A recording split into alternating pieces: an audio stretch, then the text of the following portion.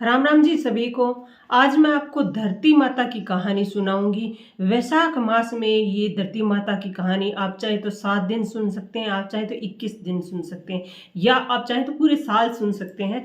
और इसका उद्यापन भी मैं बताऊंगी। तो आप इस कहानी को आप रोजाना सुन सकते हैं, सुबह नहा धोकर आप इस कहानी को सुन सकते हैं। और इसका उद्यापन कैसे करना है वो वीडियो के आखिर में आपको बताऊंगी, तो कहानी पूरी सुनिएगा। धरती माता की बहुत सारी कहानियां हैं, लेकिन मैं जो कहानी को बता रही हूँ वो आमतौर पर कहानी है, वो कही जाती है। एक बार दादी पोती थी, और वो दादी पोती दोनों ही जो धरती माता की कहानी है वो सुनती थी। और जब इस तरह से जब छोटी थी तभी दादी अपनी पोती को अपने साथ इस तरह से कहानी सुनाती थी, तो उनकी कोई चीज़ की कमी नहीं थी। इस तरह पोती बड़ी होती गई है, और जब वो जवान हो गई, शादी के लायक हो गई, तब दादी ने उसका विवाह कर दिया। और जाते समय जब वो अपने ससुराल जा रही थी, तब उसकी दादी माँ ने उसे एक जल का लोटा दे दिया, और उससे कोई धन अंधन नहीं दिया। तो उसने सोचा कि मैं दादी ने मुझे ससुराल भेज दिया है, जा रही हूँ और मेरे पास कोई धन नहीं है, तो ससुराल में सभी पूछेंगे कि बहू है जो क्या लेकर आई है, तो मैं उनको क्या बोलूँगी। ये सब सोचते हुए वो इस तरह से चली चली, तो उसने देखा कि मेरे पास तो और कुछ नहीं है, सिर्फ ये जल का लोटा ही है। तो वो जल का लोटा जब वो उसने जल के लोटे से छींटे दिए, तो उसके जो गहने और कपड़े और उसको है वो सोने से पूरी तरह से लदीज गई।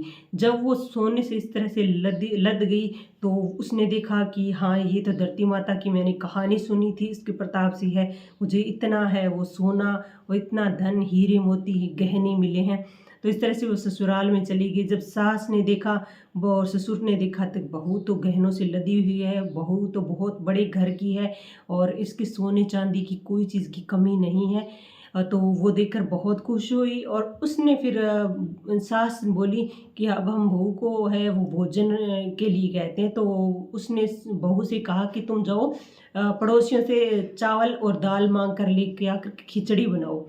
तो बहू ने कहा कि आपको पड़ोस से मांगने की ज़रूरत नहीं है, इस लोटे से छींटे आप इस तरह से दोगे तो सारे भोजन है वो आपका तैयार हो जाएगा। तो उसने सारे बहू ने छींटे दिए, तो 56 प्रकार का भोजन है वो तैयार हो गया। तो उन्होंने सभी ने खाना खाया, और अब वो पड़ोसनों को बुलाती उसकी सास, और सभी को धरती माता की है वो कहानी कहती।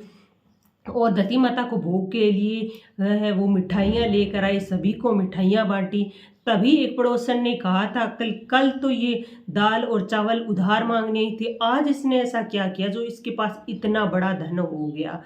तो तब उसकी सास ने बताया कि हमारी बहू है वो धरती माता की कहानी सुनती थी, और धरती माता की कृपा से ही आज अन्न धन और लक्ष्मी है सब कुछ मिला है। तो धरती माता की कहानी सुनने से ये फल प्राप्त होता है। अब मैं आपको बताऊंगी कि धरती माता का उद्यापन किस तरह से करना है। आपको है वो ब्राह्मणी को, जैसे आप उसे साड़ी या सूट वगैरह दे सकते हैं, उसके साथ सुहाग का जो भी सामान होता है वो सुहाग का सामान आप दे सकते हैं। उसके साथ साथ जूते चप्पल देना बहुत ज़्यादा ज़रूरी है, वो दे सकते हैं। ऊपर दक्षिणा आपको ज़रूर देनी है, चाहे आप 100 दो, 200 रुपये दो, 50 दो, जो भी आपकी इच्छा है उसके अनुसार दक्षिणा आपको उद्यापन में ज़रूर देनी चाहिए। तो इस तरह से है धरती माता की कहानी सुनने के बाद में ये दक्षिणा आप दे दीजिए। और कहानी मैंने आपको बता ही दी है। भी 7 दिन अगर आप वैशाख में सुनते हो तो इसका उद्यापन आप कर सकते हो। वैशाख में सुनी जाने वाली सारी कहानियों की वीडियो मेरे चैनल पर है। तो वैशाख क्योंकि शुरू होने वाला है, तो हो चुका है समझ लो, तो आप जाकर सारी कहानियाँ कह लीजिए, और जो भी इनका उद्यापन है अच्छी तरह से कर लीजिए।